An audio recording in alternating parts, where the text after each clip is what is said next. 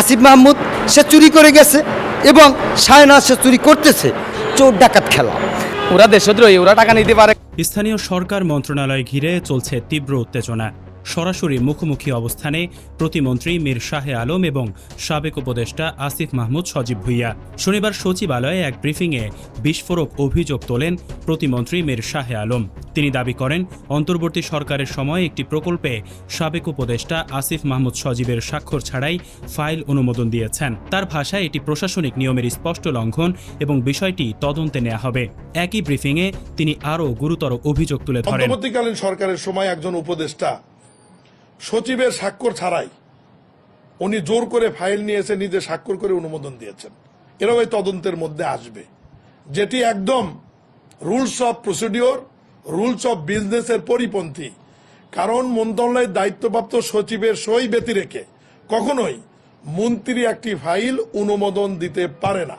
এটি কখনোই আইনে, রুলস অফ প্রসিডিওরে এবং রুলস অফ বিজনেসে নাই।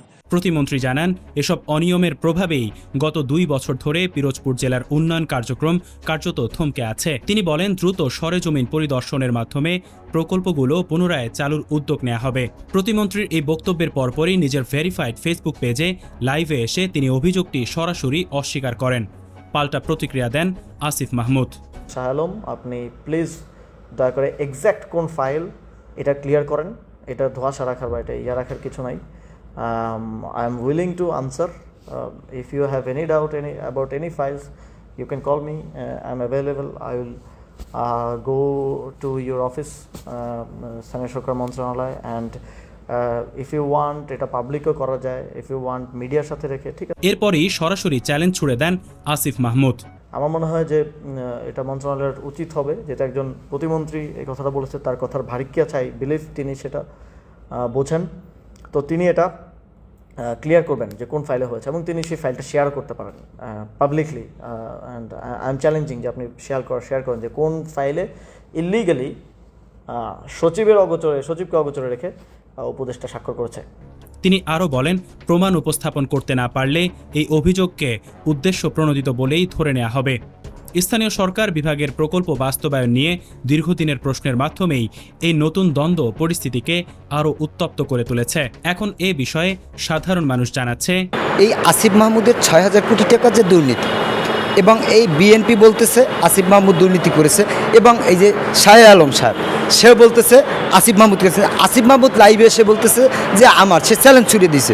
সে বলতেছে এখন একটা কেমন হচ্ছে চোর ডাকাত খেলা। যেমন আসিফ মাহমুদ সে চুরি করে গেছে এবং শায়নাজ সে চুরি করতেছে, তাহলে চোর আর ডাকাত মাঝখান থেকে আমরা জনগণ ভুক্তভোগী, জনগণের পকেট ফাঁকা হচ্ছে, জনগণের করের টাকায় তারা চলতেছে, তারা চুরি করতেছে জনগণের টাকা, তারা সাধু সাজতেছে। তো আমার মনে হয় যে উনি নিতে পারে, ওরা দেশদ্রোহী, ওরা টাকা নিতে পারে। কারণ ওদের দাবি ছিল যে একটা চাকরি। কোটা আন্দোলনের পিছনে যদি আপনি খেয়াল করে দেখেন, ওদের স্লোগান ছিল যে কোটা না মেধা। সেইখানের থেকে ওদের স্বপ্ন জাগেছে, এমপি হয়েছে, মন্ত্রী হয়েছে, এখন আবার মেয়র, ঢাকা দক্ষিণ সিটির মেয়রেরও স্বপ্ন জাগতেছে।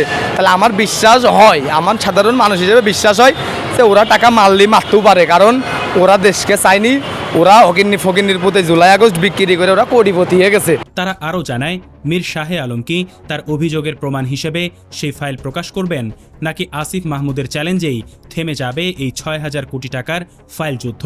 ডেস্ক নিউজ, অগ্রযাত্রা প্রতিদিন।